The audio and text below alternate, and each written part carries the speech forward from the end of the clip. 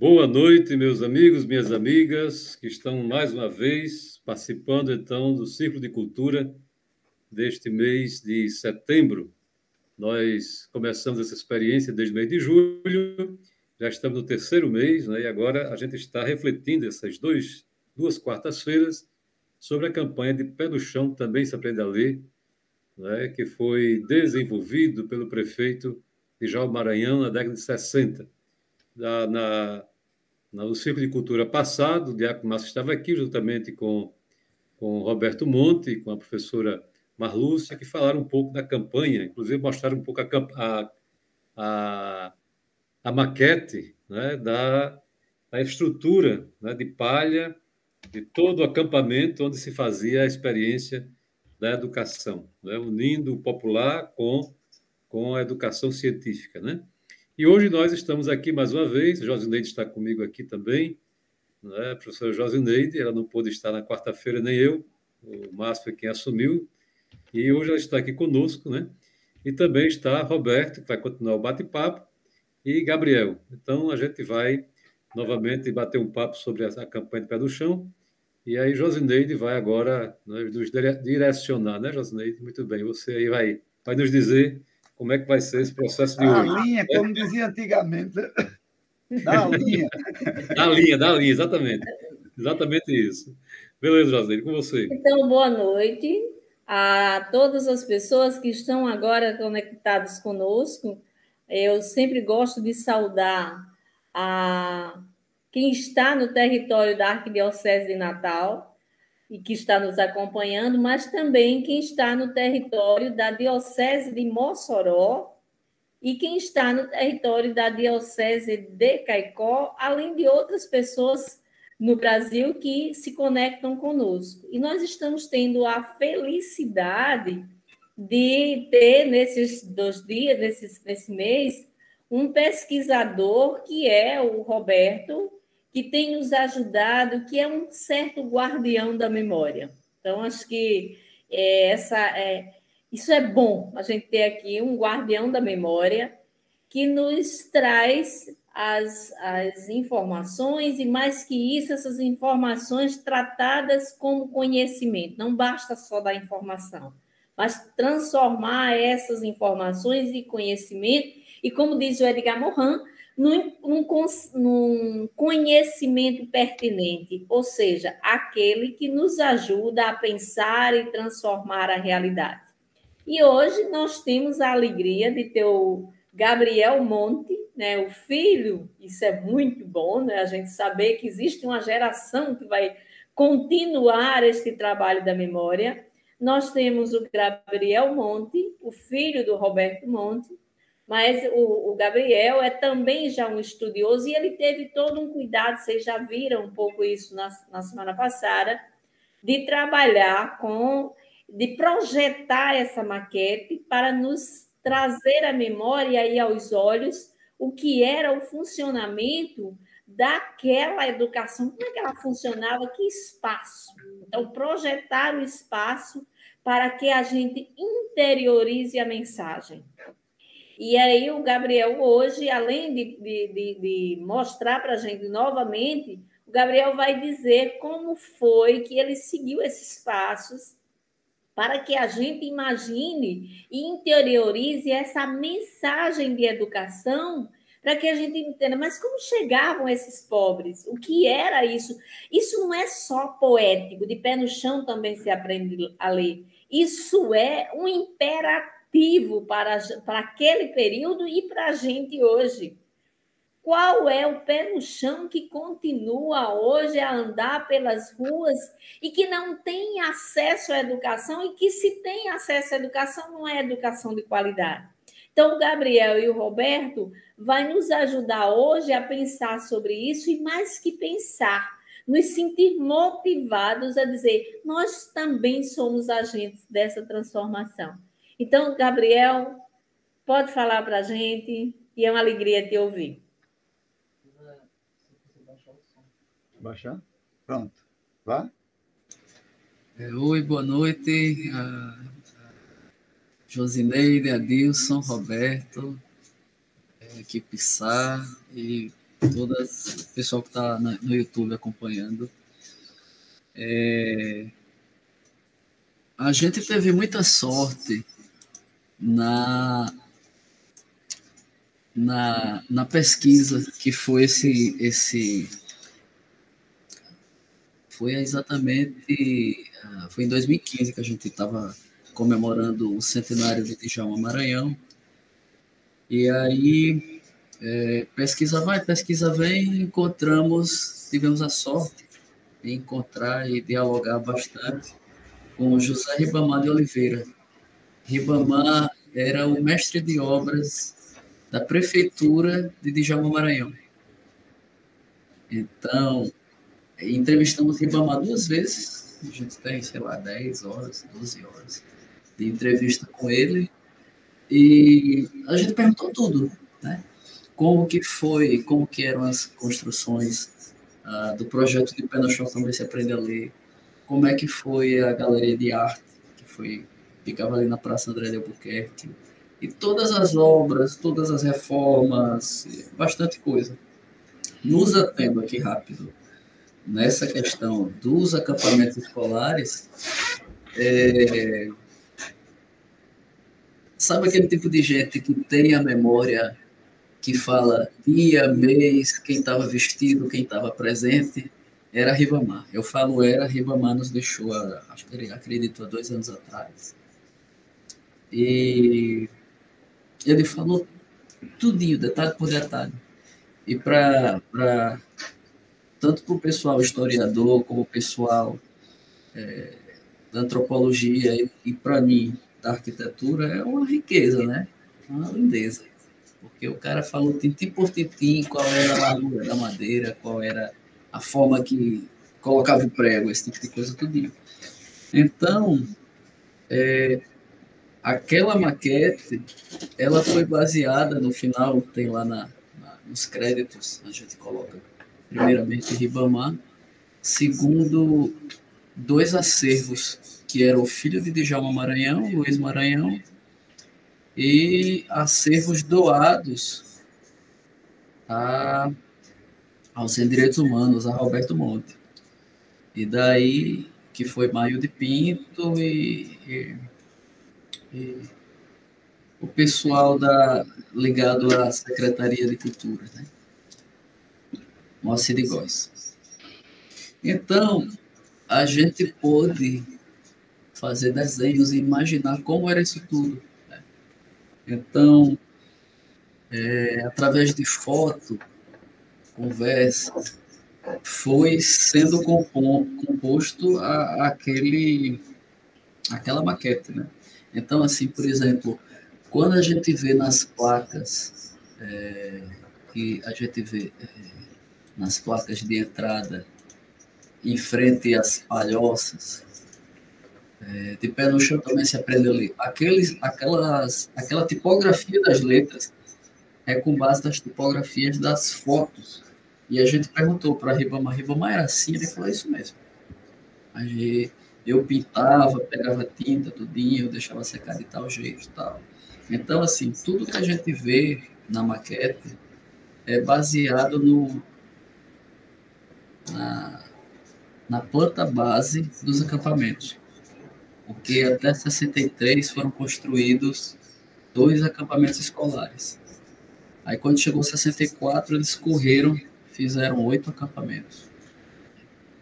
E tudo espalhado na cidade toda, né? Porque começou com o das Rocas, depois foi para o de Mãe Luísa, que se chamava... tinha outro nome, não me recordo agora. E daí foi construindo outros, né? Pela cidade todinha. E então, chegando até próximo ali da área que hoje é a Ponte de Igapó, que é a região da Granja, que era chamado antes. Então, basicamente, como que era essa planta baixa, esse arrumado dos acampamentos escolares? Eram 4 palhoças ou 3 palhoças, cada palhoça compreendia as salas de aula. Inicialmente, as salas de aula eram todas uma do lado da outra. Então, uma professora estava de costa para outras salas e as crianças lá dentro assistindo aula. Com o tempo, além do barulho que atrapalhava, o vento muitas vezes incomodava, atrapalhava, voava coisa. Então, foi criado paredinha de palha para dividir. Então, basicamente, cada palhoça tinha 3, 4 a 5 salas de aula, dependendo da quantidade de criança, dependendo da localidade. Outra coisa muito bacana que rolava nos acampamentos era o espaço circular. Esse espaço circular lembra muito uma maloca indígena. E nesse espaço acontecia reunião de pais e professores, festejo popular. Então, na maquete mostra isso. Aparece...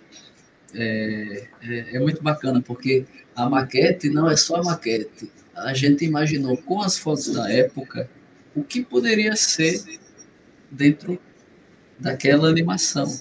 Então, a gente encontrou uma foto de umas crianças brincando de São João, colocamos a palhoça circular decorada com São João.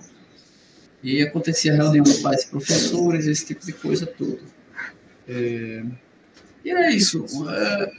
Muito interessante, porque Djalma e toda a equipe dele pensou uma escola que alfabetizou, que dava aula que era outra parte do projeto Pé no Chão, de Pé no Chão também se aprende uma profissão. Então, à noite tinha aula de datilografia, costura e engraxate. Então, tinham cisternas, hortas, galinheiros. Então, hoje em dia é uma coisa muito simples, muito normal, da gente dar aula, a professora ir lá na horta, falar como é que é o crescimento da raiz, aí leva para a matéria e tal. Só que isso em 60 o pessoal estava colocando em prática, né? E aí eu acho que a gente pode entrar na maquete, né, Adilson? E aí eu vou comentando em cima do que vai acontecendo. É mais interessante. Eu acho que é interessante, Gabriel.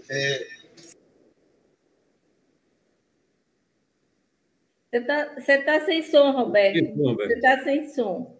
Enquanto o Roberto entra Não, aí... só para complementar, é que uma das coisas que muito ajudou também Gabriel é que eu consegui, com o filho de Djalma Maranhão, eu soube que Djalma, em 1960, tinha comprado uma máquina alemã de 8 milímetros. E o vídeo é colorido. Agora, é engraçado que quando eu olhava de um outro, o meu olhar era um outro, sacou? Quando o Gabriel pegou, é impressionante que ele via detalhes que a gente não via.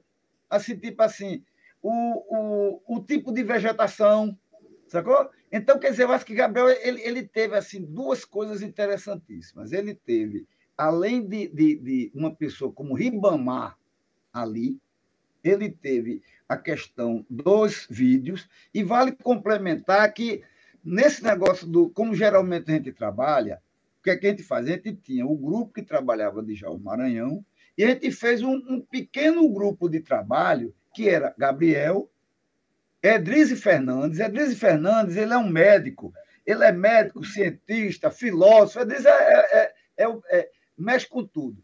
E Toninho Marques. Então, Toninho, na verdade, eu acho que depois era legal, Gabriel, que, na verdade, as duas maquetes que nós fizemos foi produto desse pessoal, né? Então, eu acho que é um pouco isso, depois eu complemento. Isso, aí, Gabriel, acho que pode apresentar aí, né, Gabriel? Você está com esse material e você já apresenta. Sim. Vai aparecer na tela? Até agora ainda não. Vai aparecer a imagem da maquete, né? O pessoal já deve estar com a imagem. Isso me lembra, sabe, que esses trabalhos que a gente fazia em movimento, que isso é todo mundo com com projetor de vídeo, slide, aí quebrava tudo, você tinha que fazer mesmo, era na munheca, né? Eu posso, para ficar no mesmo tempo que eu vejo, eu posso pegar a câmera e botar na tela. Não sei se vocês acham. Ok, se for possível, Né? se for possível, pode pôr.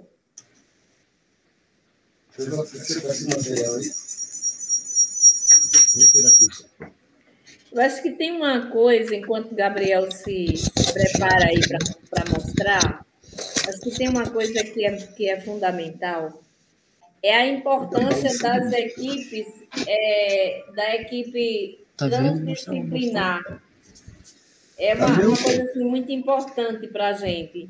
Porque o Gabriel é de uma outra área e vem nos ajudar a pensar a educação. Porque, na verdade, é isso mesmo que a gente está fazendo. E uma outra coisa Eu mostro aqui. Vai lá. Gabriel, eu acho que é melhor você projetar diretamente, porque aí, por exemplo, o texto fica contrário, né? Quando vai. Vai lá. Eu acho que você pode colocar. Ah, certo. Tudo bem. Então, essa foto toda recortada, a faixa existia e foi fotografada nesse ângulo no acampamento. As primeiras palhoças tinham essas paredinhas de palha para dividir. Existia barro de chão batido. Todo o mobiliário foi feito de acordo com o que Ribamar falou para a gente. A sineta para tocar na hora da aula. Na própria prefeitura, tudo feito lá. Isso. Não tinha terceirização, né? Não tinha. Aqui é interessante. Taioba e Algaroba, porque como Natal basicamente foi construído em cima de duna, foi colocado isso para fazer a fixação da terra ao redor das escolas.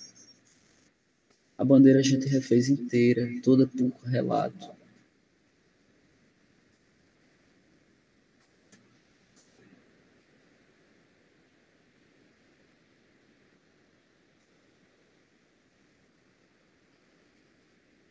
Uma coisa interessante que as maquetes tinham, os acampamentos, era isso aqui. Eles fizeram cisternas e banheiros, feito parte de alvenaria e parte de madeira.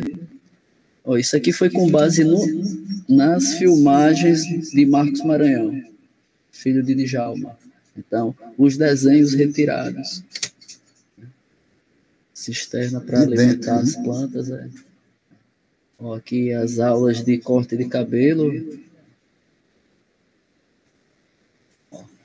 Isso aqui é interessante. A educação é um direito de todos aqui. Isto não é uma frase, é uma realidade. Da própria foto. Da própria foto, na tipografia da época.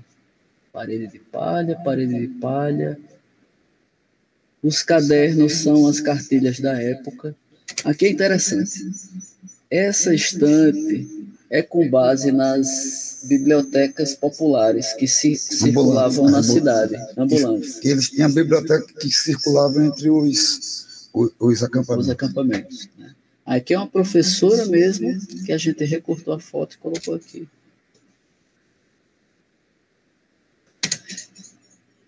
Esse canteiro foi com base no filme de Marcos Maranhão. Então, era algum tipo de planta rasteira, provavelmente xanana, e taioba. Serve para comer depois, tal. Pronto. Aqui mostra a parte que acontecia às vezes à tarde e à noite, que era uma espécie de Pronatec, né? De pé no chão também se aprende uma profissão. Aqui, no caso, a aula de datilografia e o cartaz da época.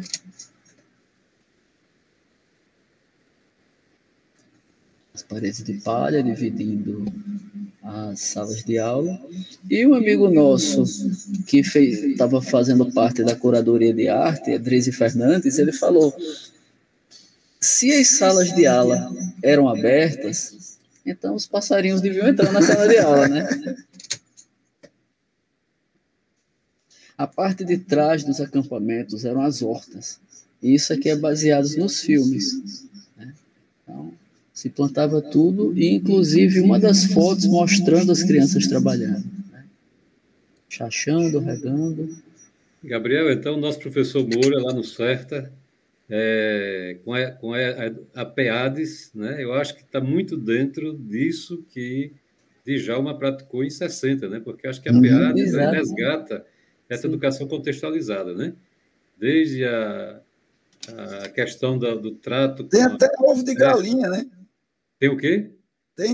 Tem negócio para galinha ali. Isso, galinheiro, tudo. Quer dizer, é Ovos. muito interessante, né? Como eles trabalharam isso, né, desde 60 aqui. É exatamente idêntico. É a câmera ela passa assim, então a gente pode ver certinho. Galinha. A parte coberta, a parte de sol. E do lado da área produtiva, a cozinha. Então, eles construíram boa parte de alvenaria e aquele tipo de construção que você bota chapa sobre chapa. Os postes, tinha um poste atrás de cada escola. A menina, essa foto é linda. Em geral, isso era uma área de quantos metros quadrados de coberto, hein, Gabriel? Adilson, era coisa de 100 por 100. 100%. Era uma área grande, viu? Agora a gente vai entrar na parte circular que eu falei, que era a palhoça recreativa, uma espécie de maloca indígena. Então, aqui a gente vê decorado para São João, porque tinha essa foto, então a gente queria casar. E aqui do lado, você vê como é grande, e aqui do lado, Moacir de Góes, que era o secretário, com as professoras fazendo reunião de pais e professores com o próprio secretário. E uma pimenta aí também. Então, assim, é bem o que a gente vê de experiência em país socialista, de você colocar os gestores dialogando com o povo, né? Muito interessante. Aí é dessa dimensão de 360 graus, né? Isso é muito legal, porque a gente vê um dos filmes que mostra o projeto de Pé no Chão, tem uma hora que essa vista é como se fosse uma duna, e mostra uma coisa linda, maravilhosa, que eu nunca vi em canto nenhum. É uma ciranda dupla, só que a de fora vai para o lado horário e a de dentro o anti-horário. Então era coisa muito bonita, né? Aqui deu uma representada. Todo o perímetro era plantado, em cima da palhoça a bandeira da campanha, e aqui o parquinho. E o parquinho foi tal qual. Feito na prefeitura, não tem negócio de comprar, não. Não, tal qual. Ribamar falou tintim por tintim como foi feito o eixo, as cadeirinhas, tudo. O pessoal do cinema gosta de usar um termo chamado easter egg, que é ovo de Páscoa, com base naquela tradição de esconder o ovo de Páscoa e encontrar-se aquela alegria. O easter egg no cinema é quando você faz referência a alguma coisa que é conhecido pelo público. No caso, essa cena foi uma referência a uma pintura de Nilton Navarro, de aquarela, de 63, que mostra o acampamento das Rocas. Que a gente percebe que o interessante é o seguinte: na perspectiva, quanto mais perto, maior, quanto mais longe, menor. Então, na perspectiva, esse telhado aqui da segunda palhoça deveria estar nesse alinhamento. No entanto, pelas fotos e pela pintura de Newton, esse telhado é maior, o que leva a gente a pensar que a cumieira era mais alta. Então, é interessante esses pequenos detalhes, né? E aí, o último detalhe, a gente estava para fazer a inauguração da maquete, tudinho, e apareceu uma microfilmagem que mostrava isso aqui, que são toda a equipe das professoras de todos os acampamentos escolares, todo o corpo. E daí apareceu isso, e amanhã de 2015, a gente precisava apresentar, tinha gente, tinha tudo. No meio da rua, né? E a gente tinha microfilmagem, então como coloca a microfilmagem nesse negócio? A gente ficou louco, procurou na internet e descobrimos uma forma de fazer uma caixa escura de revelação caseira. Então, as pernas tudo feito. Então, a gente conseguiu revelar essa microfilmagem e colocamos exatamente. Elas estavam de frente com a palhoça. Então, foi a homenagem, né, às professoras. Os agradecimentos e tal. Muito legal. Mas eu poderia complementar, tipo assim, eu acho que isso aí foi, o Gabriel mostrou qual foi o lance da construção, né? Que foi uma equipe, né? Uma equipe que trabalhou isso aí. Mas eu diria o seguinte, Adilson, isso nos abriu para uma perspectiva muito interessante, que a gente começou a aprofundar a questão da cartografia. Quer dizer, todo esse nosso projeto que a gente faz hoje, a gente trabalha o esquema de uma cartografia.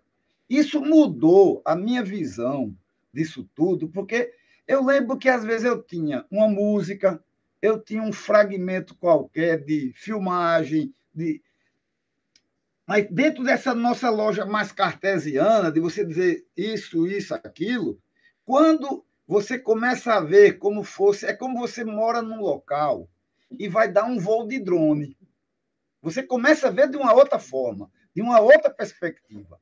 Então, a gente começou a trabalhar a cartografia. Inicialmente, a gente está trabalhando. O nosso projeto, por último, e o que Gabriel, de alguma maneira, está trabalhando, é o seguinte: como trabalhar uma cartografia. E a gente começou a trabalhar a cartografia de Natal. Pena que eu não estou aqui, mas a gente já tem o início disso tudo. Porque você vê o seguinte: Natal, como Salvador, Natal tem cidade baixa e tem cidade alta. E, dentro desse lance, o que era Natal em 60? Você tinha a cidade baixa, que era a Ribeira, você tinha aquele corredor da Junqueira a Aires, que depois você desbanca na cidade alta, depois você tinha o Alecrim, as Quintas, e hoje, onde é de Serra Rosada, era o fim do mundo, que era chamado de Carrasco. Inclusive, eu tenho uma gravação que é muito interessante. Quando, em 60, chega a energia de Paulo Afonso aqui em Natal, naquela solenidade, Djalma dá uma comunicação dizendo que o bairro do Carrasco, que depois vira de Serra Rosada, ia virar o bairro Presidente João Goulart. Pronto. Então, a gente começou a trabalhar esse tipo de coisa e teve um negócio interessante. Quando eu lembro que foi na campanha de Haddad, eu estava atrás feito um louco, eu precisava de uma fotografia. Eu ia atrás de uma foto e não encontrei essa fotografia. Mas eu encontrei coisa melhor. Eu consegui um levantamento aerofotogramétrico de Natal de 1961. 300 fotos. Quando eu fui lá com o Gabriel, a gente endoidou, que a gente tirou foto de tudo, mas a foto estava safada. Eram 300 fotos. Depois a gente pegou um amigo nosso, que com equipamento legal, a gente escaneou todas as 300 fotos. Eu acho que depois Gabriel pode falar um pouco como juntar a questão da cartografia com o levantamento aerofotogramétrico, você fazendo o chamado geoprocessamento. E tem uma outra coisa que também nos auxilia, que eu também já dei alguma dica, que foi a questão das imagens. As imagens de 8 milímetros, entendeu? Então, na verdade, para você ter uma ideia como a gente já há muitos anos ia atrás. Quando Roberto Furtado foi vice-prefeito, eu já estava há 10 anos atrás dessas imagens. Porque porque eu era muito amigo do filho de Djalma, Marcos. Então, desde os anos 70, eu estava ainda na universidade. Ele disse: papai tinha uma máquina. Essa máquina era de 8 milímetros, era alemã. Ficou com Roberto Furtado. Aí estava numa caixa que Roberto Furtado. Eu passei 10 anos perturbando Roberto, acabei pegando. Mandei para São Paulo e já tenho esse material digital. E tem Você está sem imagem. O pessoal está reclamando. Sem imagem? Não. Eu estou sem imagem? Hein, Adilson? Deixa eu ver aqui. Realmente aqui no YouTube está sem imagem. Jailson, veja aí o que está acontecendo, porque acho que o áudio está saindo conforme aqui algumas pessoas estão colocando para nós. E está sem imagem, está tudo escuro. Eu posso fazer o seguinte: Gabriel fala disso, eu saio e volto. Eu não sei se é você, eu estou falando também aqui, não Gabriel, sei se... fala um pouco sobre o negócio do levantamento. Voltou. A imagem, as imagens voltaram, Roberto. Tá bom, pode só para concluir. concluir, voltou. Tem uma outra coisa muito interessante, que é aquele acampamento que é, na verdade, o de recriação. Eu tinha uma pessoa que passou uma vez aqui em casa que o pai dele mexeu com o negócio de estrada de ferro. E ele me mostrou uma fotografia que eu fiquei muito impressionado. Que no início do século aconteceu uma seca muito barra pesada aqui em Natal, no qual o bairro das Rocas virou quase que um acampamento de refugiados. Isso é qual século, né? Não, agora, 1900 e alguma coisa. Aí o que é que acontece? Cara, o acampamento dos caras é igual o galpão de pé no chão. É impressionante. Agora é um pouco maior, né? Porque, na verdade, eu acho que tem um pouco o lance litorâneo, indígena, esse negócio todo. Mas então. Deixa eu dar uma palavrinha. Diga lá. É uma coisa que é interessante, isso aí que você tocou, é que Ribamar, que estava sempre do lado de Djalma, ele falou isso para a gente. Se reuniram os pescadores com Djalma, no canto do mangue, fizeram uma plenária e falou: como vamos construir essas escolas? Não temos dinheiro. Como que a gente vai fazer isso? Algum pescador levantou a mão e falou: eu acho que a gente pode fazer do jeito que a gente guarda barco no litoral. Que é isso aí que você falou agora. Né? Que é o que a gente vê em muita praia, né? A forma de guardar barco. Então, telhado de palha, tora de coqueiro e chão de barro batido. Adilson, eu acho que isso tem uma discussão legal. Quando você faz um projeto de baixo para cima, então você tem umas coisas muito interessantes que no final você não sabe nem quem deu a ideia. Né? Então, eu vou relembrar um pouquinho, rapidamente, depois o Gabriel entra, dizer o seguinte: como foi a campanha de Djalma Maranhão? Ele fez uma campanha com comitês nacionalistas, ele rodou a cidade inteira, criando os movimentos nos bairros, ouvindo as pessoas e perguntando qual a prioridade. E de baixo para cima as pessoas dizem educação. Quando chega o momento de fazer a campanha, não tem dinheiro. Ele começa a ouvir as pessoas e, no meio disso tudo, alguém diz isso. Eu lembro que... Eu acho que eu cheguei a gravar isso com o Moacir. Moacir de Góes era o quê? Era um bacharel, era um advogado. Né? Esse povo era tudo. Antigamente, todo mundo era advogado e padre. Né? Aí o que é que acontece? Para eles, naquele momento, era uma coisa inusitada. Mas eu acho que um lance como o pé no chão, ele acontece porque a inversão da lógica, tipo assim, hoje, quando você vai fazer um projeto, o cara pensa logo em fazer um projeto, fazer não sei o quê, todo mundo começa a ganhar. Ali era diferente, cara. Então, mesmo depois da escola, em processo de construção, Djalma Maranhão saía de rua em rua. Aqui é o prefeito. Diz que é o seguinte: era um carro de som, Djalma com um fio, com um microfone na mão. Tem escola para seus filhos. Então é diferente, cara. Então, quer dizer, a gente está discutindo, a gente já discutiu a questão da escola, a discussão da forma como se chegou à escola, mas a gente está discutindo uma coisa que é o inverso do que a gente vê agora. Você está discutindo. Por isso que fica, às vezes, esquisito, porque quem, às vezes, trabalha a questão da educação popular, né, Dilson? A pessoa fica querendo lógica para um tipo de coisa que é como...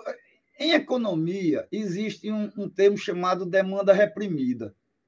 Tipo assim, Monsenhor Expedito está em São Paulo do Potengi, nos anos 60, enfrenta uma seca de uma porra, o povo morrendo de fome, o que é que faz? Abre o barracão. Depois o bispo diz, ó, a gente abre aqui tudo. Sacou? Então, isso só acontece por quando há uma necessidade, há uma premência. Agora, mais do que tudo, há uma decisão de cunho político que está enraizado com a necessidade popular. De um lado, eu estou falando das coisas do movimento de Natal, que fala de fome, de comida. Do outro, a gente está falando de necessidade de ter escola. Naquele momento, era fazer de palha. Mas, ao mesmo tempo, a coisa avançava. Quer dizer, você vê que logo depois, Djalma manda Maria Salete de Lucena para Recife para avançar na questão da metodologia. Aí o que é que faz? Maria Salete de Lucena sai de Natal e faz uma adaptação da cartilha do MCP de Recife em relação à questão do... Eu não vou dizer Paulo Freire, porque, sabe, Adilson, eu acho o seguinte, tem muito modismo, tá entendendo? Eu, tipo assim, nada contra Paulo Freire, esse negócio todo, mas se você quer pegar experiências assim extremamente locais, pé no chão, e a própria questão das coisas do movimento de Natal, como educação radiofônica, mesmo que venha da Colômbia, ele teve um esquema local que atingiu muito mais pessoas. Se você olhar direitinho, eu acredito, não quero tirar o valor da experiência de Paulo Freire, mas foi um pequeno grupo de uma pequena cidade e que por trás daquilo ali tinha todo um esquema político. Está entendendo? Por quê? Aloysio Alves queria contrapor Djalma Maranhão, que estava com um processo revolucionário de educação. Está entendendo? Porque no popular houve, e eu cheguei a gravar isso com o Moacir, houve uma negociação entre o pessoal de pé no chão com o povo de Aloysio.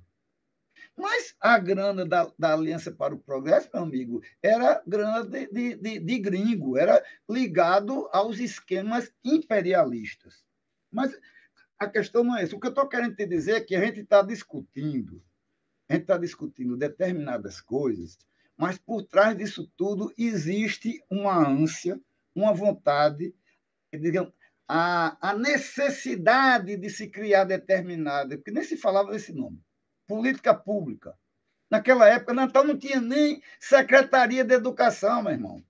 Mas existia o quê? A necessidade de erradicar a questão do analfabetismo. A forma que se deu teve que ser criativa, porque não tinha dinheiro. Eu acho interessante, viu, Roberto, que por exemplo, Moacir de Góes, né, falar do secretário de Educação. Quem era Moacir de Góes? Senão uma pessoa que vinha da ação católica, do movimento de Natal, que tinha também toda a experiência de educação popular. Né? Eu e acho também que vinha, sabe de quê? Hum? E vinha também do cafeísmo. Sim. Ele era ligado à questão E ele era sobrinho do maior carola de Natal, que era o Luiz de Góes, que era amigo de Luiz Maranhão. Tudo está concatenado. E aí é interessante porque isso que você levanta, coloca, por exemplo, na hora que o prefeito ele tem uma postura, o gestor tem uma postura interessante de escutar, né? Para implementar uma política pública, ele não faz de cima para baixo, faz de baixo para cima, ouvindo as pessoas. Exatamente. O diferencial está aí, né? Hoje, o que é que a gente tem? Se a gente comparar com hoje, como é feito esse processo? Não se escuta aquilo que você chamou de terceirização. Você vê a ganância dos grupos que querem se apropriar do recurso público, né? Não se faz nada se não tiver dinheiro, né? A comunidade não é envolvida no processo, quer dizer, é todo um mecanismo contrário àquilo que foi. Eu fico imaginando, né, vocês, quando a Gabriela estava apresentando aí, né, quando em 64 o maldito regime militar aparece e destrói tudo isso, o grande prejuízo que nós tivemos, porque talvez Natal hoje fosse totalmente diferente do que é hoje. Nós temos uma cidade hoje estudos da Unesco, né? Uma cidade... estudo da Unesco dizia que o preço de um aluno era menos de $1. É uma coisa irrisório. Uhum. Né? irrisório. Mas o que eu acho disso tudo é o seguinte: ó, você tem que ter muita certeza, Adilson, do que você quer. Você vê o seguinte, vamos falar assim no popular.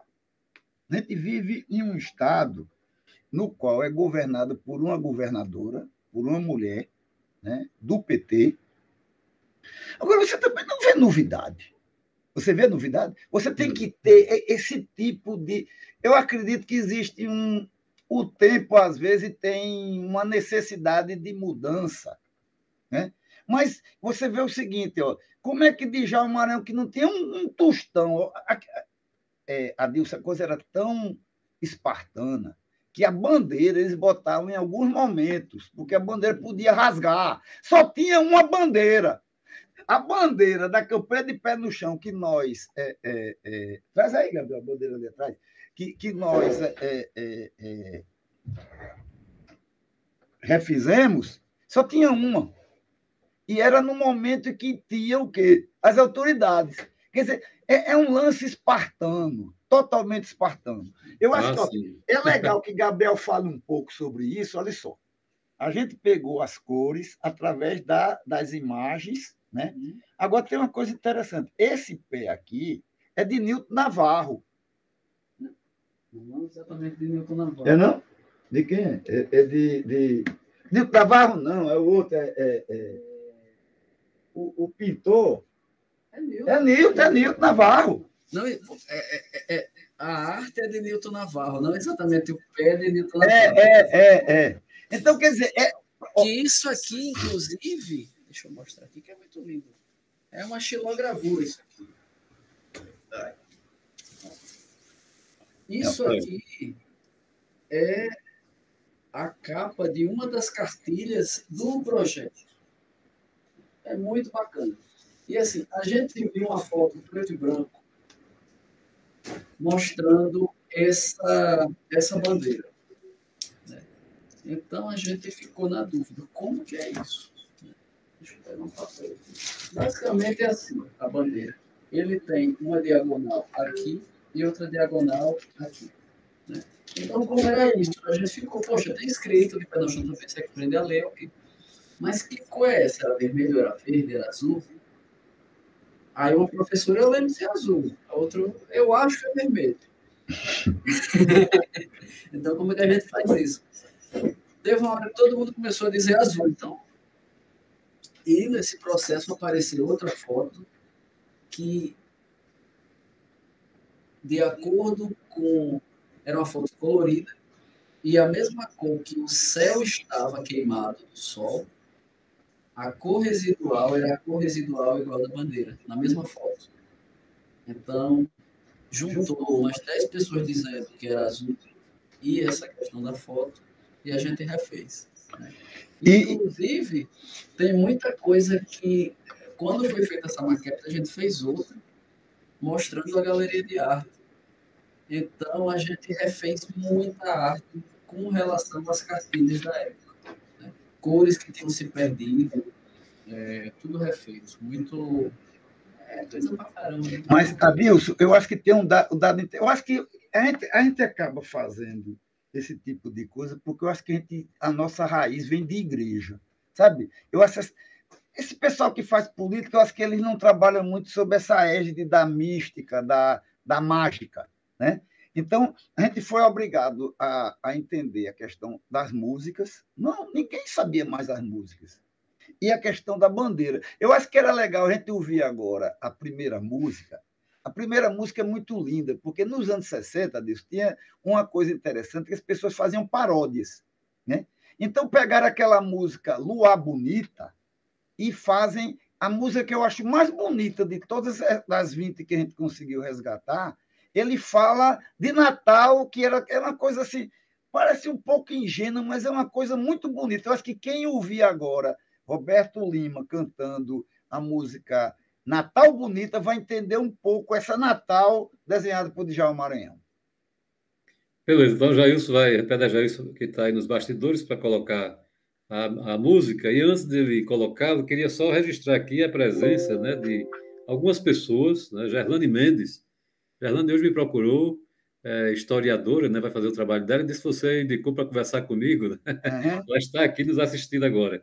Mas a professora Maria Tereza, Núbia Peixoto, do Movimento dos Pescadores, né?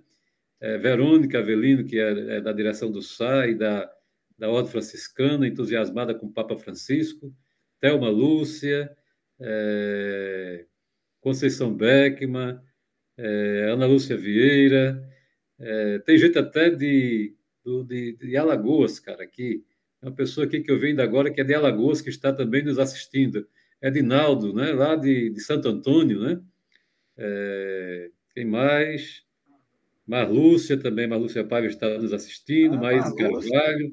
Marlúcia está aí também. Sérgio Guedes, então tem um bocado de gente aqui nos assistindo, dando os parabéns, né, pela bonita apresentação aí da maquete e toda essa explicação que a gente está agora ouvindo. Pois bem, então, Jailson, a gente pede aí que ele coloque a música para a gente escutar essa primeira Essa música música. é linda, é linda. Isso. Vamos lá.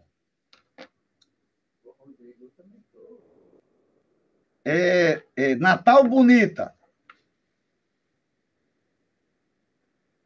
Natal Bonita. É muita, E era uma marchinha. Como sempre, essas linda essa músicas. música, cara. Muito massa. Isso daí eu peguei, sabe aonde? Na revista A Juriti. A Juriti, depois eu falo.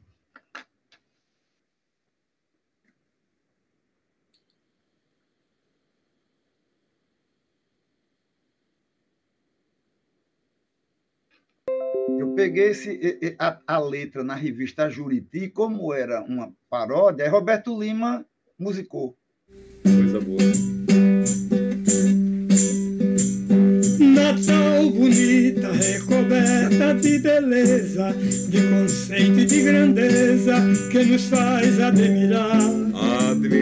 Cidade linda, um prefeito genial, é preciso em Natal pra fazer mais brilhar. Cidade linda, cheias de ruas formosas, cheias de jardins de rosas, com pracinhas de rigor. Cidade linda, teu progresso e atração, foi Djalma Maranhão quem te deu tanto esplendor. Natal bonita, recoberta de beleza, de conceito e de grandeza, que nos faz admirar. Cidade linda, um prefeito genial, é preciso em Natal pra fazer mais brilhar. Cidade linda, cheias de ruas formosas, cheias de jardins de rosas, com pracinhas de rigor. Cidade linda, teu progresso e atração, foi Djalma Maranhão quem te deu tanto esplendor. É uma lindeza essa música. Linda. É linda. Aí depois tem uma segunda música. A segunda música é o hino oficial da campanha de Pé no Chão, também se aprende a ler. E a autoria de Dozinho. Roberto, antes da gente passar para a segunda música, eu queria que a gente pensasse um pouco sobre essa, não é? Porque educação se faz com paixão. E nós estamos falando de um projeto de educação. Então, o que era desde a concepção, acho que eu estava aqui acompanhando, não é? Desde a concepção do local de formação e da abrangência dessa cidade que se passa. E aí, quando a gente pensa nesta cidade projetada, amada, nesse projeto de educação, nós pensamos hoje em alguns lugares de Natal. Como pensar, como amar lugares onde não se pode nem caminhar por eles, tantos que estão ocupados por facções, Então, essa questão de pensar a educação, como fazer nesse momento onde tem facilidades, mas também tem muitas dificuldades. Não é para a gente dar resposta, não. É pensar. Porque mas essa é fácil cidade, falar, é fácil falar. essa cidade, ela se tornou linda, aí o cara foi de Djalma Maranhão, porque você tinha um prefeito que amava, construía, saía nas ruas dizendo, é preciso matricular seu filho. Tá? Então, é essa reflexão que esse texto que vocês trazem hoje para a gente nos permite fazer. Tá? Não é só achar que isso é bonito, é pensar o que isso nos diz, como é que nos desafia. Josineide, eu acho que a gente tem, sabe, que a questão da ampliação da questão do capitalismo, né? A gente é uma colônia, né? Então, independente de Djalma Maranhão, quando você fala de... Você é de Natal, nasceu em Natal mesmo? Quando você fala, eu sou de Natal, meus avós são de Natal, eu nunca saí de Natal. E sempre gostei de conversar com gente velha. Você sabe qual era o cheiro que Natal tinha nos anos 20 e 30? Cheiro de jasmim.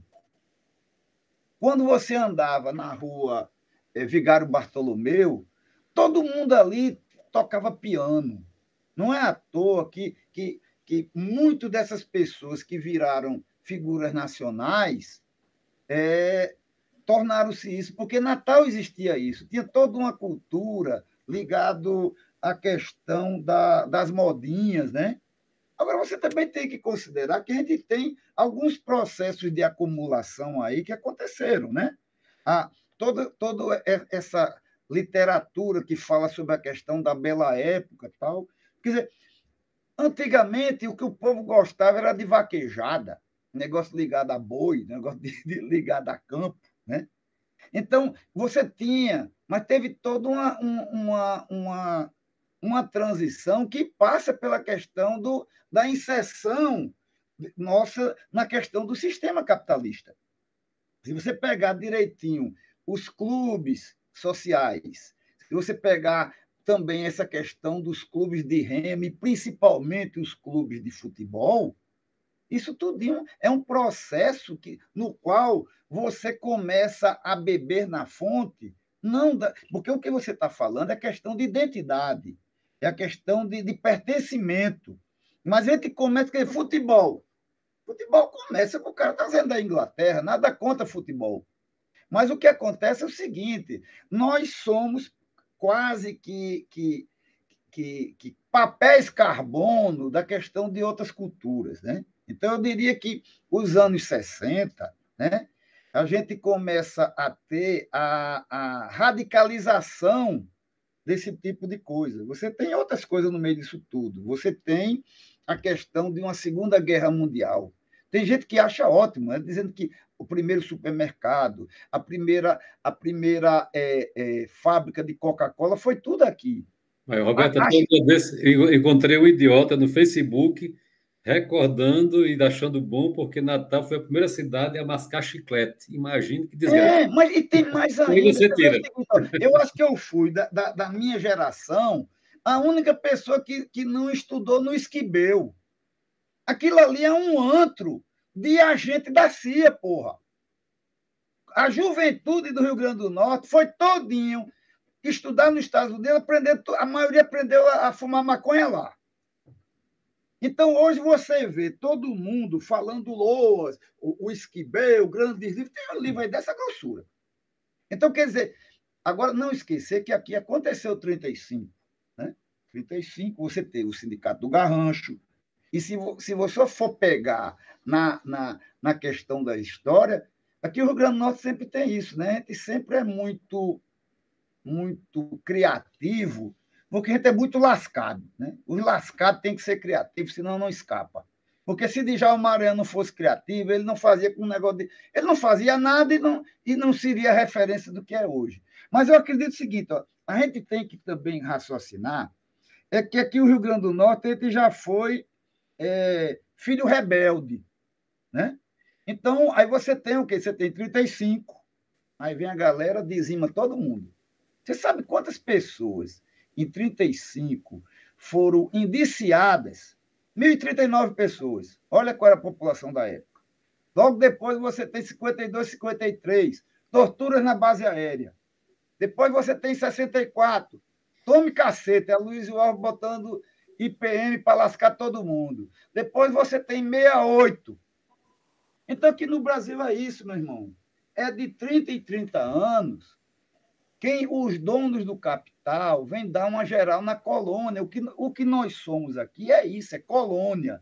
Se o Brasil é um país colonizado, a gente é muito mais lascado, porque a gente já teve Sindicato do Garrancho, 35, no pós-guerra, Iedo Fiuza ganha aqui. Então, é um pouco isso, porque aquilo que era a identidade,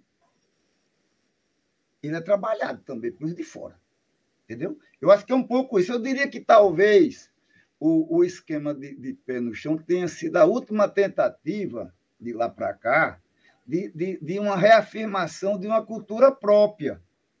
Mas você começa, de alguma maneira, a ficar inserido num sistema de expoliação que o teu papel é ser colônia. E quem ficar metido a berro, corta a cabeça. Então, é muito prático. A gente vive sob uma égide de um modelo extremamente capitalista, né? Um regime de opressão. Se a gente não tiver consciência disso, qual é o problema que a gente tem sobre o movimento Natal? Aí eu volto novamente, vou cutucar. Que foi uma coisa muito interessante, mas também foi para contrapor. Foi inteligente. Mas depois que... Você vê o seguinte, Liga Camponesa não chegou em Penha, né? Não chegou lá porque os esquemas de Dom Eugênio segurou. Mas depois você... Aí o próprio irmão fecha. Está entendendo? Então, quer dizer, eu acho que eu não tiro o valor, mas você também tem que se localizar dentro do tempo histórico, né? Como, quer dizer, Dom Eugênio, ele foi muito inteligente aqui, né? Mas sempre foi uma pessoa que de alguma maneira, era quem... Eu não ia dizer uma palavra, mas não vou dizer. Era o cara que empatava. Era aliado um pouco ao poder também. Mas então é isso. Eu acho que é interessante que a gente tenha esse tipo de visão e não perder a noção do que a gente vive, né? Qual o esquema de forças, né? Então, é o seguinte, eu particularmente, eu sempre gostei do trabalho formiguinha, eu nunca tive muita animação de trabalhar esquema partidário, nada contra. Mas eu acho que algumas experiências que aconteceram, principalmente ligadas à igreja, a Lúcia que está assistindo sabe bem, todo mundo pesquisa Paulo Freire. Mas Paulo Freire é uma coisa que vem de fora, nada contra. Massa, Paulo Freire. Agora, Djalma Maranhão, que é uma coisa eminentemente local, sacou? A mesma coisa em relação ao movimento de Natal, acaba não sabe nem o que é direito. Está entendendo? Então, e os que falam, eles não conjugam mais aquele lance do que era antigamente. Eles são mantenedores do status quo. Está entendendo? Então, quer dizer, quando você mantém ainda, eu acho que uma linha de raciocínio, de avaliação, que isso tudo a gente vive numa colônia. E eu diria que o Rio Grande do Norte é ainda muito mais complicado, porque os americanos morriam de medo nos anos 60, que eles ficavam tudo apavorados com as questões com o nome Julião, Arraiz. É só você ler o Intercept, que saiu agora, mostrando como é que Aloysio Alves surgiu. Qual a diferença de Aloysio Alves, de Juan Guaidó, e daquele maluco que também fez um governo autoproclamado proclamado lá no Afeganistão? São agentes da CIA e do imperialismo. Então, acho que a gente tem que dizer... Eu sei que isso você cutuca, mas se a gente não tiver esse tipo de avaliação, Josineide, a gente vai ficar, ai, como era lindo o movimento de Natal, né? Porque o movimento de Natal foi a mesma coisa, tinha pouco recurso, você tinha que ser criativo. Então, você, na verdade, duas coisas que me norteiam muito. É a questão do Vietnã. Eu acho que eu estou com 66 anos, eu era novinho, mas eu gostava de ler muito sobre o Vietnã. Giap era um professor que derrubou os franceses em Dien Bien Phu, lá, e depois detonou os americanos. Então, um professor que virou o maior estrategista do século XX. Então, eu acho que é isso, eu acho que é interessante a gente. Eu entro muito nesse negócio de movimento de Natal, até porque eu tenho essas ramificações familiares e eu tenho algumas lembranças muito loucas. Eu era pequenininho e ficava brincando ali onde hoje é a Escola Civil Social. Porque tinha aquele. Você sabe que a Rádio Rural não entrou no ar em 57 em função da seca, né? Naquela de 57 para 58, eu tinha uns 4 anos de idade. Eu via que era muita comida. A Escola Civil Social era uma espécie como a nossa Patrícia Lumumba, que era a escola de formação de quadros da própria arquidiocese. Eu acho que, mesmo sendo assim tão enfático, eu acho que se a gente não tiver essa questão de que nós temos um império e que existe uma colônia, eu me lembro muito, em 1999 ou 2000, eu estava brigando muito com o negócio de grupo de extermínio. Aí, o Departamento de Estado me convidou para conhecer os Estados Unidos, porque é assim que eles fazem, né? Chama todo mundo para tornar agente. Aí eu fui lá conversar com meu tio. Ele disse, vai, meu filho, vai conhecer o império. É isso. A gente vive sobre isso. Aqui é um império. Se a gente não tiver um lance de autodeterminação, um lance de consciência, né, de pertencimento a valores que são eminentemente nossos, ou em relação ao homem novo, que eu estou falando de Che Guevara, né? do homem novo, o bem comum, política com P maiúsculo. Aí eu acho que tudo fica mais fácil. Né? Roberto, você falou ainda agora mal, uma coisa aí. Está edificando. Você falou uma coisa aí que é essencial. Por exemplo, eu acho que o grande trabalho que o Império Norte-Americano tem feito em todos os países e aqui no nosso, e a história dos americanos aqui em Natal, né, veio para acabar com a coisa, nossa identidade. Então, nós perdemos essa identidade, e aí eu acho que a igreja tem um papel que deveria ser bastante importante, né? Eu acho que o movimento Natal fez isso, mas nós nos perdemos como igreja na história.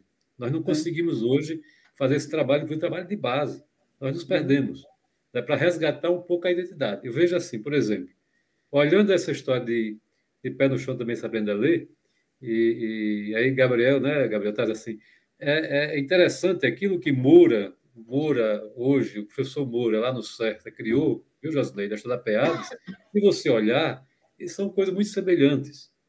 Né? Então, como é que a gente pode trabalhar aqui desse estado e dessa cidade, né, uma educação contextualizada? Eu acho que, assim, o governo Fátima, que é um governo popular, né, está perdendo uma oportunidade imensa. A gente já insistiu nessa história. Vamos tentar introduzir a PEADES aqui, porque eu acho que era uma oportunidade de fazer um trabalho de educação que ela ia ficar na história, porque ia exatamente ser jogado na contramão disso que nós vemos hoje. Né? Uma educação bancária, educação que não forma consciência. Né? Então, eu acho que teve um negócio muito... Ainda bem que não deu certo.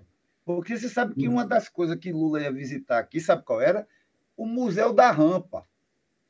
Aquilo tudo é tudo feito por entreguista, tudo bolsonarista safado. Ainda bem que não teve tempo para Lula ir lá para o esquema da rampa. Porque nada contra a Segunda Guerra, mas isso aí não é essencial. Mas eu acho, viu, Adilson, eu acho que essa discussão é muito interessante, até porque a gente vai ter que botar para fora esses fantasmas para a gente poder falar. Porque, às vezes, eu vejo que essa questão do movimento Natal, todo mundo fala, mas, cara, já dizia alguém, né, que a tua prática é o critério da verdade, né? O que você faz é o critério da verdade. Não adianta muita conversa. Eu estou dizendo isso porque essa semana teve aquele lance que o PCdoB fez a bobeira de ir para o ato do MBL. Aí eu botei lá uns negócios e o pessoal disse, isso, esse meu amigo, a tua prática tem o critério da verdade. Eu estou citando alguém que você devia ser o teu, sei lá, Francisco de Assis, sei lá, estava citando o Lênin, né, para esses caras. Então, se você não for coerente com aquilo que você acha, e que isso tem que ter bases metodológicas para você trabalhar a mudança, não adianta você falar de mudança se teu pensamento é um pensamento antigo, entendeu? Então, é aquele negócio. O Moacir de Góes, num daqueles filmagens que ele fez, ele cita muito a questão de Gramsci, né? E aqui não tem época de ruptura, né? Então, o que é que ele sempre cita na questão, quando tinha Pé no Chão, questão Paulo Freire, Djalma, ele diz o seguinte, cara, existe o quê? O velho que está morrendo e o novo que está nascendo. Você tem que ter muita clareza sobre isso, está entendendo? Então, a única coisa que eu não esculhambo abertamente Paulo Freire é porque, de alguma maneira, houve uma conversa entre Paulo Freire e a turma de Moacir, que eu gravei, que está lá na internet. Ele disse que saíram aqui de um comício em Sapé para discutir. O que Paulo Freire dizia o seguinte, ó, eu vou ser igual a Jonas. Eu entro na baleia e vou mudar lá dentro. Não muda. Tá entendendo? Mas eles tiveram a abertura de chegarem a um consenso, a um acordo. Eles não brigaram. Está entendendo? Mas o que vale é o seguinte, pé no chão, a palavra de ordem é a seguinte, escola brasileira com dinheiro brasileiro. E a Aliança para o Progresso trouxe, os agentes da CIA trouxe o dinheiro todinho. Você sabia quem era o candidato em 60 e tanto para presidente da República? Um deles era Magalhães Pinto. Você sabe quem era o cotado a vice? Aloysio Alves. Você sabe por quê? Bob Kennedy veio aqui para Natal e inaugurou um bocado de coisa, que ele veio fazer a preparação da vinda de Kennedy. Esse cara estava preparando violeiro, cantador, tudo em que todo mundo esperar Kennedy chegar aqui, que era o lançamento da campanha de Aloysio, vice-presidente, junto com as 40 horas de Angicos, que é totalmente diferente da questão de Djalma Maranhão, que era a questão da Frente Nacionalista. Se a gente não tiver esse tipo de coisa, a gente se perde. Ô Roberto, você fala uma coisa, e eu acho que Gabriel pode entrar também, se quiser, agora. Você fala uma coisa importante, você lembrou a importância do Gramsci, tá? Os intelectuais orgânicos, que não significa dizer pessoas só com diploma universitário, certo? Aquele intelectual que prepara o povo, que caminha, que pensa. E aí, Roberto, eu te pergunto, estamos em crise destes intelectuais orgânicos? Eu acho que o caminho se faz o caminhar, né? Vou pegar a frase do poeta Machado. Eu acho que o processo histórico faz a caminhada, entendeu? Eu acho que a gente está numa fase muito fraquinha, né? Mas eu acho que eu já teve pior. Eu lembro que um negócio de uns 2 anos atrás, eu estava aqui em casa e chega Mário Taqueia. Aí, Mário, Roberto, tem que fazer alguma coisa. Porque Lula preso, todo mundo chamando a gente de bandido, todo mundo de canalha, de filho da puta, de tudo. A gente começou todo um processo, né? Hoje a gente está... Imagina, cara, você viu o que foi aquela guerra midiática. Hoje, a 19ª. Cara, isso é muita coisa, né? Então, quer dizer, eu acho que a gente está num momento de reaglutinar as forças. Está entendendo? E eu acho que... Agora, cada um no seu quadrado, né? Quer dizer, você está na igreja, eu estou em movimento. Na verdade, eu estou trabalhando muito a questão da memória, da identidade, esse tipo de coisa. Mas eu acho que o momento é esse, viu, Josineide? Isso é muito importante, eu digo essa passagem. Então, eu acho que eu estou querendo, a partir de agora, o meu projeto de muitos anos é a criação da Universidade Popular. E eu posso estar falando alguma coisa complicada, mas eu tenho a ata de fundação de 1964 da Universidade Popular que a Arquidiocese de Natal estava fazendo. E esse Temos camarada foi um dia, estaduais. ligou para mim, eu tenho um negócio aqui, eu fiquei doidinho. Aí ele foi lá, só fez me mostrar, não deixou nem pegar na ata, viu? Não, não, aí o que é que vai fazer? Eu tô querendo pegar agora, sabe o que que a gente podia fazer, Adilson? Vamos fazer uma publicaçãozinha disso? Pode ser até na Xerox. Não precisa ser um negócio complicado, não. Porque uma das pessoas que montaram essa questão da Universidade Popular foi Safira. Eu, quando mostrei para a Safira, ela endoidou. Eu não sei como é que eu peguei isso. Eu acho que veio no material de Monsenhor Expedito. Foi Né? escondido por causa exatamente do regime militar, cara, senão tinha destruído tudo. Porque o que Tá acontece é o provando seguinte, ó, isso. eu tive assim uma sorte muito grande que o acervo de Monsenhor está todo comigo. E por quê? Papai foi seminarista com o Monsenhor Expedito. E eu acho que Monsenhor ele tinha medo de perder aquilo. E acabou ficando comigo. Entendeu?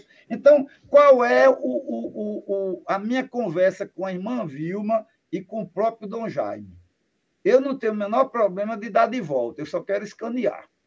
Entendeu? Eu acho que ele poderia, viu, Adilson e Josineide, eu estou em pleno processo agora do esquema da Universidade Popular. A gente descobriu que existia experiência de Universidade Popular em Goiânia em 28. Em cidade, não é uma, duas ou três, não. Então, a experiência da Universidade Popular, na verdade, é um nome para... Você sabe que você tem que criar uma onda, né? Na verdade, ele está fazendo um centro de formação, de capacitação. Então, é uma coisa que eu quero conversar com você, Adilson, é o quê? A gente está fazendo agora 3 gravações. A primeira gravação, a gente vai pegar Juliano Siqueira e nós vamos discutir os livros de Politzen, né? Os princípios. Politzen era um húngaro que morreu fuzilado pelos nazistas. E os alunos deles fizeram os princípios elementares de filosofia e de política. A segunda pessoa chama-se Marta Haneck. Marta Haneck, ela foi aluna daquele Althusser, sei lá, aquele filósofo, o francês. Depois ela é, como é o nome? Chilena, trabalhou na Unidade Popular, depois veio para o Brasil. O que se chama hoje modo petista de governar, ela ajudou muito, ela circulou, depois foi morar em Cuba, trabalhou com essa nossa amiga Dora, e depois todo o trabalho de educação popular de Hugo Chávez foi ela. Então, já está marcado com o nome, com Dora, a gente fazer. Se você tiver afim, a gente pode fazer esse tipo de coisa, porque a gente já tem alguns projetos de. Primeiro, inicialmente, a gente vai fazer.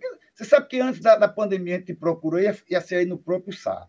Então, a gente já tem feito o primeiro curso, que seria sobre a questão do. Movimento sindical.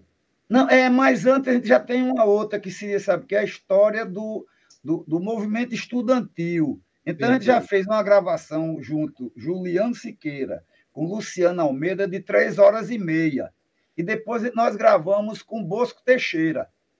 Então, aí eu vou pegar esses dois e pegar também Safira para ela dizer como era essa experiência da Universidade Popular. E você sabe até que eu disse, ó, quando terminar, eu quero voltar a conversar com você, que eu estou com muito não, alguma coisa de movimento popular, mas eu vi que vocês têm uma coisa que é uma lindeza, é isso aqui. Ó. Em 2005, houve o Seminário Estadual de Memória Camponesa. Aí vem todo esse povo, Safira, Kemi Conde, esse povo todo. E eu estava olhando esse material que vocês fizeram com a FETARN, eu tenho certeza que o material bruto dá de 10-0. Então, eu estava querendo... esse material, porque no SAR eu não vi nada disso. Eu procurei agora, inclusive, muita coisa de Sebastião Andrade, não encontrei. Uhum. Mas em algum lugar está. Mas, então, eu queria qualquer dia desse marcar com você, Adilson. Você diz o dia, que eu vou aí para a gente conversar, porque eu quero estar com um pezinho dentro da igreja, porque o negócio é o seguinte, eu sou outsider demais, né? O cara é muito solto, é bom e é péssimo, né? Porque num esquema, quando você é sozinho, você tem que fazer da concepção ao cabimento, né? Você não tem estrutura. Mas a ideia era um pouco isso, a gente trabalhar todo esse tipo de coisa, porque o nosso intuito, e para concluir, é mais ou menos como a gente fez com a Escola Luiz Maranhão. Eu não estou muito animado desse negócio de Assembleia Legislativa, Câmara Municipal, tudinho, meu amigo, não dá em nada. Porque se a gente não trabalhar, professores, escolas, levantar material, não vale nada. Então, a gente estava numa escola, estava lá professor, direção, estava Justina Iva. Então, a gente marcou o seguinte, a nossa minissérie a gente vai fazer descentralizada. Já conversando com o Divaneide, Divaneide topa soltar a minissérie nos lugares onde você circula, por que a gente não lança na escola Luiz Maranhão e nas outras escolas? Eu prefiro assim, porque tem que saber qual é o nosso lado, né? Não adianta você ficar falando de imperialismo, negócio tudo, e vai ficar de um lado de um político dos mais safados que existe, que o pé dele é desse tamanho, né? Pois é. Ok, vamos à última música, não é? E aí a gente volta a última música é interessante falar. A última música é o hino oficial da campanha de Pé no Chão Também Se Aprende a Ler. E eu vou te contar, tem uma história legal. Marcos Maranhão me cantava sempre essa música. Aí, quando começou a questão dos 100 anos de Djalma, eu me associei com Roberto Lima. Tu sabe que Natal funciona desse jeito, né? Roberto Lima, ele é sobrinho de Dona Dária, a mulher de Djalma. E Roberto me contou uma história interessante. Em início dos anos 60, Roberto disse para a família, vamos fazer um concurso sobre o hino da campanha de Pé no Chão. Aí Roberto ficou todo animado. Aí ele fez uma música que é linda, chamada Estrela do Saber. Aí o que aconteceu é o seguinte, Djalma mudou de ideia e chamou Dozinho, que é o caba do frevo, e fez a música, que a música é de uma porra. Essa música, cara, deixou de ser cantada em Natal. Numa das entregas de Prêmio de Direitos Humanos, a gente cantou na Praça André de Albuquerque, é uma maior loucura, a gente botou Juliano Siqueira para cantar. Aí, quando chegou, aí entrou Roberto Lima, e foi aqui, viu? Porque não tinha dinheiro para estúdio. Aí, Roberto Lima, que é um puta compositor, autor, e ele trouxe até o Ivo Chin, que é filho daquele diácono, que é irmão de Roberto. Como é o nome? Eugênio. Então, você vai ver agora o seguinte, essa música é o hino oficial da campanha de Pé no Chão Também Se Aprende a Ler, de autoria de Dozinho, aquele que hoje não é politicamente correto, né? Que ele diz que doido também apanha, né? Não tire onda que tu leva um cacete. Vamos ouvir. Antes da música, eu já vou pedir, eu gosto muito de ouvir a juventude, e alguém que foi capaz de escutar o mestre daquela época e hoje projetar o que nós vimos, quando terminar essa música que nós vamos ouvir, eu queria, Gabriel, que você nos falasse de toda... Eu acho que você escuta muito isso, então, como é que o que se diz para as novas gerações hoje, viu? Mas depois da música. Não, é engraçado que Gabriel é o meu inverso, né? Que ele é meio padreco, né? Eu sou mais agitado, ele é todo contido. Então, depois da música, você nos diz, e aí aqui nós temos várias participações, né, de gente que disse que a mãe foi professora, o Sérgio Mendes está falando aqui. Então, essas participações são importantes. Viu, Josneide? Sabará, lá de Santo Antônio, Erinaldo disse aqui que estudou, acho que foi lá no quilômetro 6, na escola de Pé no Chão Também Se Aprende a Ler, na Vida 6, aliás, onde hoje a escola municipal prefeito Mário Lira. Ele foi testemunha viva, né? Pé no Chão Também Se Aprende a Ler. Muito interessante isso. Dessa escola, o Sérgio Guedes disse que a mãe foi professora em Brasília Teimosa nessa época. Zé Lenildo, o Diácono Passarinho, lá da paróquia de Nossa Senhora de Fátima de Parnamirim. Até passarinho está aí também, coisa boa, Passarinho passarinho. está Nossa, aqui, você. né? Verônica, a participação de Verônica é muito importante, porque ela vai refletindo com a gente, né? Essa caminhada toda, não é? E Verônica é aquela educadora popular, né? Com o pé na igreja, é claro, mas sim, mas aquela educadora popular, que é educadora popular porque é cristã, né? Acho que isso é muito, muito importante. Pois é, vamos ouvir agora o hino, não é? E depois a gente volta Legal. já se pensando na conclusão. Depois Gabriel fala, né? E depois a gente já pensa na conclusão. Ok? Jailson.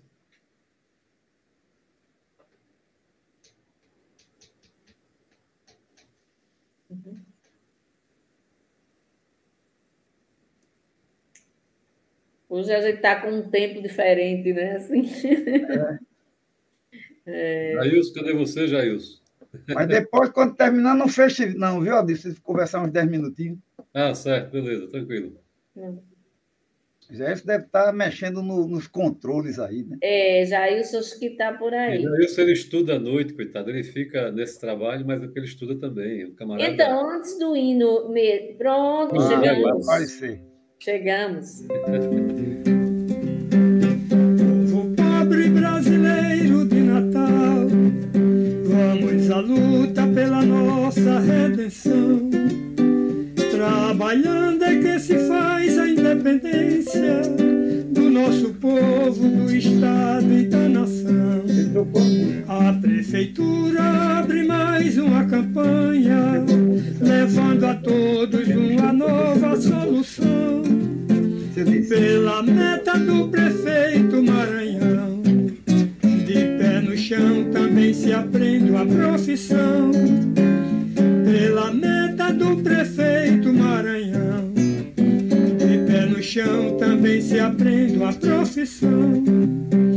Povo pobre brasileiro de Natal, vamos à luta pela nossa redenção. Trabalhando é que se faz a independência do nosso povo, do Estado e da nação. A prefeitura abre mais uma campanha, levando a todos uma nova solução.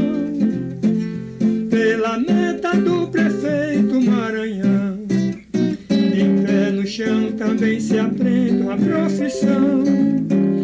Pela meta do prefeito Maranhão, de pé no chão também se aprende uma profissão.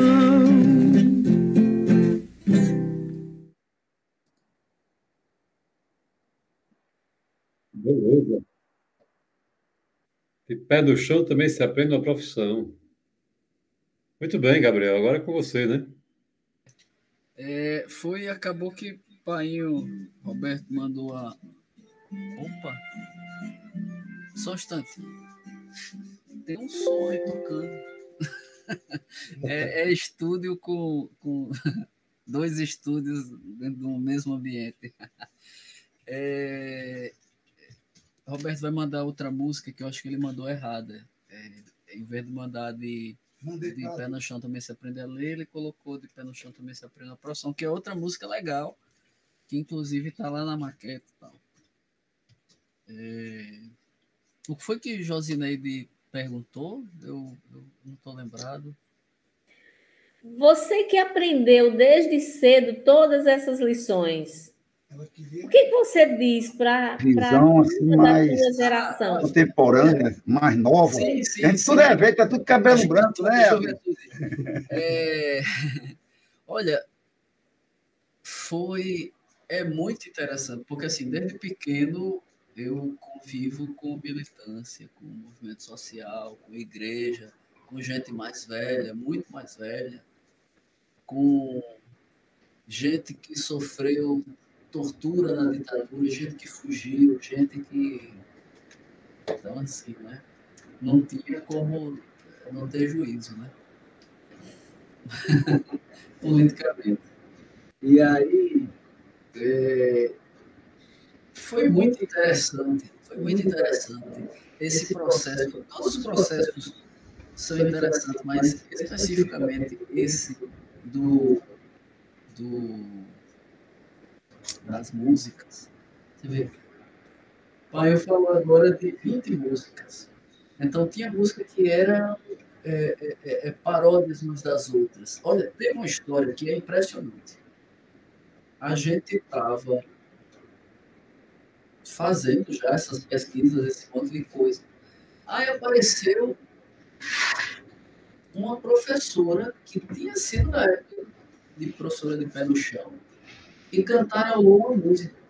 Aí alguém ficou sabendo que a gente estava atrás de música, fazendo pesquisa, gravou no WhatsApp com a senhorinha, chegou assim, olha, senhorinha, você pode colocar aqui a música, pode cantarolar aqui pra gente. Aí a velha cantou, mandou pra gente.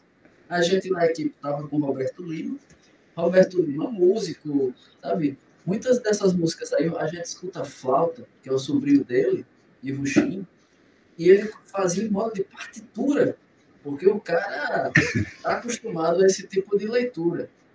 Não é cifra, nem tablatura, é partitura, que é mais complicado. E aí,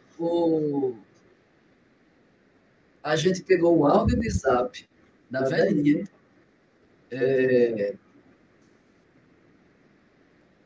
como é que chama? Roberto Lima fez a partitura, botou todo o violão, a flauta, a percussão. A gente não tinha percussão, a gente fez com a panderola. A gente que era o coral, aquele coral a gente cantando. A gente, o tambor é um banco de couro, sabe? Então, assim, bem a lá de Djalma, de fazer as coisas desse modo, a gente fez a gravação. E assim, Josneide, tu perguntou a visão assim de uma pessoa mais nova. É importantíssimo entender esses processos, porque quando se tinha, olha, não tinha internet, a cidade era pequena.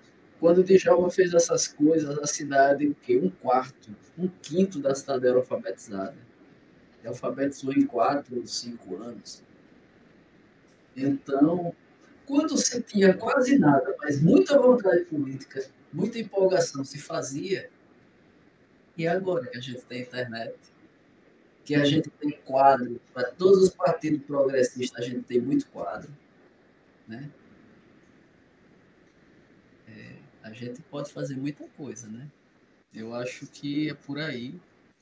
Acho bonito, exemplo, né? acho bonito, Gabriel, esse encontro de gerações. Eu não estou ouvindo. Você falou, não estou ouvindo. Josineide. Acho bonito esse encontro de gerações. A gente que está sem áudio. Ah, tá, pronto, legal. Pronto, voltou. E é isso, a gente fica muito animado, porque às vezes a pessoa mais nova como eu fica, poxa, essa questão, essa conjuntura, que tristeza, que isso tudo. Eu lembro uma vez eu perguntei para Perli Cipriano como que tinha sido a Barra de ter participado da parte de mudar de nome, daquilo tudo que aconteceu na ditadura. Aí ele falou, cara, é o tempo, né? A família às vezes não entende, depois de uns anos entende. A gente quando faz, na época, aí, pós e redemocratização e democracia, faz as conversas com os companheiros, com os camaradas, com a família, e o tempo histórico mostra tudo. Então, é interessante a gente escutar a experiência de uma pessoa que passou por Barra, de uma pessoa que passou por processos interessantes nos países, inclusive, e escutar o que a pessoa mais velha, experiente, tem a dizer e dar uma animada para a gente. Eu gostaria de contar uma história até para homenagear um grande amigo que foi ligado à igreja, chamada Dermi Azevedo. Eu tive a honra de ser muito amigo de Dermi. E nós fizemos uma gravação com Dermi, e Dermi era um grande quadro, né? Aí uma pergunta, eu perguntei, quem é Dermi Azevedo? Ele disse, rapaz, eu sou um sonhador, sabe? Agora, um sonhador que também não é o sonhador leso, né? Porque tem um leso, né? Mas tem o sonhador que é calcado em realidades, né? Em processos históricos, né? Mas um pouco isso, sabe? A gente conseguiu juntar um grupo que não quer ser fechado, né? Um grupo que eu quero discutir pé no chão, movimento de Natal, sabe? Então, o seguinte, como é que a gente pode dar uma nova roupagem, sabe, Adilson? Porque eu acho que hoje a meninada, por isso que eu estou muito animado com esse negócio de a gente fazer videogame, cartografia, botar música, poesia, porque se a gente não fizer isso, a gente está lascado. A gente não vai ganhar os corações e mentes, entendeu? Então, eu acho que nada contra livro, nada contra isso, mas a gente aprendeu que você, retomando uma bandeira, você retomando uma música, tanto que eu estou com um projeto aqui com o Gabriel, que é engraçado, o hino do camponês, que é o hino das ligas camponesas, né? A bandeira das ligas camponesas também não existe, está doido para retomar. E eu gravei com o Maestro Menuti. O Maestro Menuti é o cara que fez o hino do camponês, a letra de Julião e a música do Maestro Menuti, que era um músico que tocava bar, que foi nos anos 50 para Recife, entrou no movimento de cultura popular e nunca mais saiu. Olha que loucura! Fez uma viagem para a Ucrânia e a música foi feita na Ucrânia. E ele disse, e para finalizar mesmo, eu fiquei muito impressionado. Eu cheguei para conversar com o Julião, e o Julião pegou um pouquinho de areia e jogou assim. Aí depois jogou água. Aí fez um negócio, meteu na parede. Pá! Aí disse, aqui tem liga. Sacou? Então, eu acho que são essas coisas, cara, que eu acho que a gente tem que retomar e tornar mais, eu diria, socializar a informação. Porque os processos políticos, eles não quiseram só encerrar as possibilidades de mudança, mas matar tudo, tocar fogo, derrubar as paredes, acabar com os livros. Ninguém sabia nem o que era uma música. Então, isso, de qualquer maneira, o que a gente está fazendo é o seguinte, ó, talvez a gente sejam uns sonhadores que estão querendo, de alguma maneira, que isso não morra, né? E você também, Adilson, e você, Josineide, eu acho que a ideia é essa, sabe? Todo mundo vive em processos contraditórios, né? De vez em quando eu dou uma malhada em igreja, mas é isso mesmo. Eu já fui ligado. Onde você já não encontra 2 ou 3 pessoas de pastoral que dá uma cascaveada na vida dos padres e dos bispos? É isso, mas a gente faz parte disso, né? Muito bem. Então, Jailson, a música para a gente. Tem outra, ou não vai mais botar? Rapaz, eu passei para ele aí, já. Eu mandei errado. Que a gente já está aqui com o horário, já... É a saideira, né? A música que eu passei para você, que o Roberto me passou, é esse hino oficial da campanha de Pé no Chão. Exatamente. Você joga aí. Errado. Eu acho que a gente pode deixar a música para finalizar, José. Ele vai fazendo já. Então tá. Então vamos fazer, viu? De minha parte, eu agradeço a essa conversa, esse bate-papo, foi muito bom. Eu sou apaixonada por essas histórias. Eu acho que é assim. São os causos, né? É muito mais causos, né? Eu acho que é assim que a gente reescreve uma outra coisa, né? Acho que valeu a pena. Foi ótimo te conhecer, Gabriel. Você também, eu já conhecia Roberto, mas Gabriel só de vista, a gente nunca tinha conversado, mesmo que por vídeo, né? Meio de modo remoto, mas estamos conversando. E dizer que acredito nessas coisas. Valeu, gente.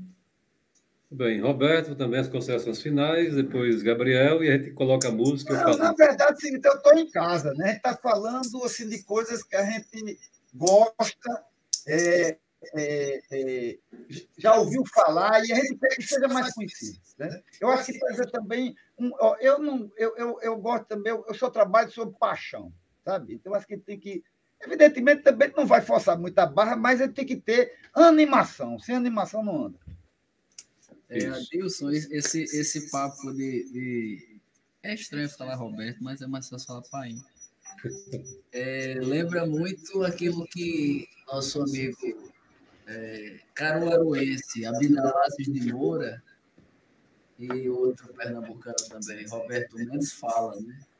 Com relação a gente... Fique mais de lado, Gabriel, você também... Oi, tô de banda?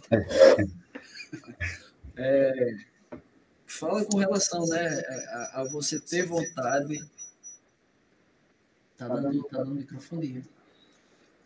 A você estudar as coisas com vontade e aquele texto de Moura que fala das coisas com o coração, né? É isso, é muito bom esse bate-papo aqui com vocês, com o companheiro do SAD, Wilson Schwarzenegger, e vamos conversando mais, pensando outras coisas, né? Através da TV BHNet, eu e a Drise, que ajudou todo nesses processos de curadoria de arte, a gente vai iniciar um programa chamado Conexão Cultural. Vamos fazer entrevista aí com todo tipo de artista. Vai de grafitista, xilogravurista e compositor. Então, abraço, boa noite para vocês, para o pessoal que está assistindo ainda. E muito bom, gostei muito, viu, do papo, e boa noite para todo mundo. Muito bem. Veja só, a gente quer agradecer a vocês dois, aos três, né? Josneide também, que está sempre com a gente.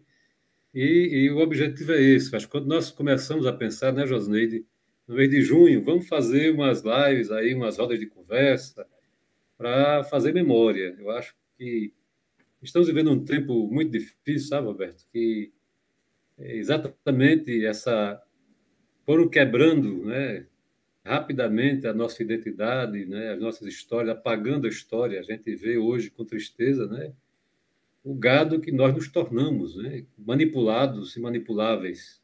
Isso é um risco muito grande num processo em que, já falei aqui outras vezes, a escola também está sendo vilipendiada, no sentido de tirar da escola a capacidade de reflexão, porque há hoje uma tentativa de educação bancária, não só a educação bancária, mas a educação que se diz apolítica, se bem que sabemos o que é que está por trás disso, né?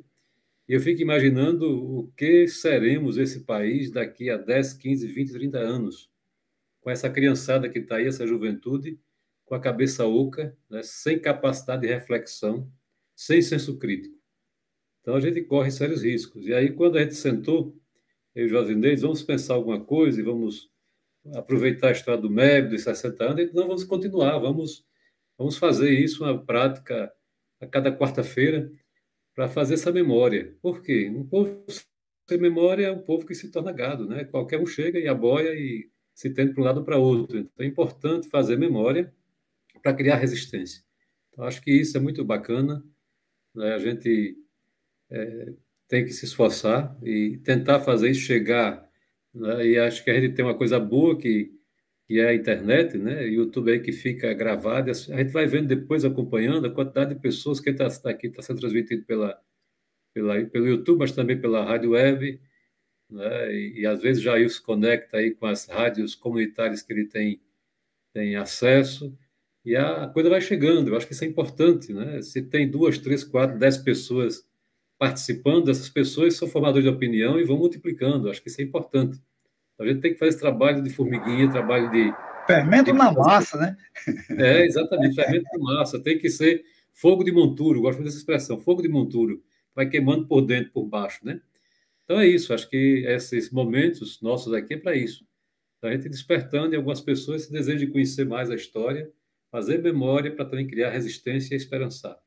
Pois bem, a gente quer agradecer a vocês e a gente lembra que na próxima quarta-feira, quem está nos assistindo, né, a gente agradece a vocês todos, né, nós também iremos continuar. E aí a reflexão na próxima quarta-feira, a gente convidou, Roberto, a professora Tereza, que tem um trabalho lá em São Gonçalo do Amarante na linha da cultura, né? A gente também ela se apropriou, leu alguma coisa, estudou, tem feito trabalho, pesquisa sobre Djalma Maranhão, e ela disse que tem tentado aplicar isso na prática, quando ela está lá, também trabalha essa questão cultural. Eu acho que aí a gente quer aproveitar, porque também vai atualizando, né, isso e trazendo para os dias de hoje, que é muito importante. Então, acho que trazer as experiências que refletem também o passado, que estão sendo aplicadas hoje, é muito interessante para ver que tem alternativa, que a gente pode construir algo diferente, né? E depois vai ter uma sequência aí também, a gente quer fazer memória aí dos 100 anos de Dom Paulo Evaristo, né, que foi ontem, 100 anos de nascimento. A gente não pode esquecer o homem dos direitos humanos, o homem que lutou contra a ditadura, que foi perseguido. O homem que lançou o único lançamento do Brasil Nunca Mais foi Natal, viu? Foi, né? Pois E é. você estava lá, né? Estava lá, estava sim. Pois é.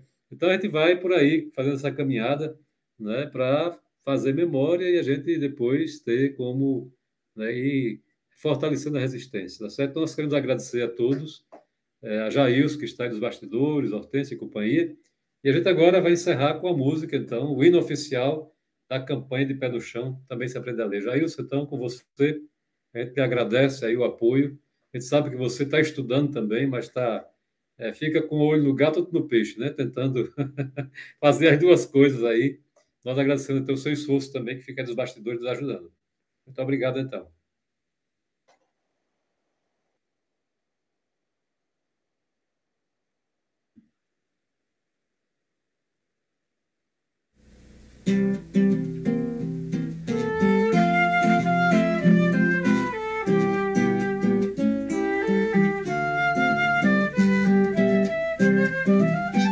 Povo pobre natalense, chegou a vez para quem quer aprender como sofre o ser humano quando seu nome não sabe escrever.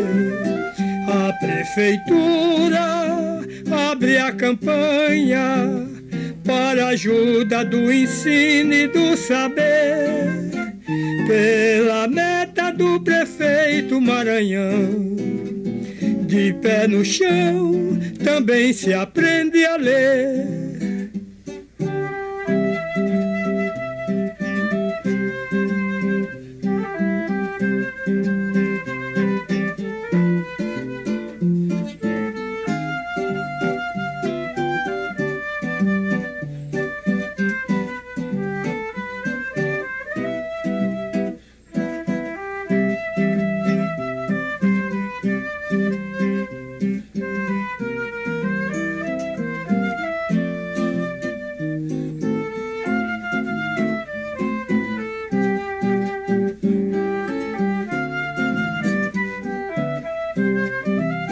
Povo pobre natalense, chegou a vez para quem quer aprender como sofre o ser humano quando seu nome não sabe escrever. A prefeitura abre a campanha para ajuda do ensino e do saber, pela meta do prefeito Maranhão. De pé no chão também se aprende a ler, pela meta do prefeito Maranhão. De pé no chão também se aprende a ler.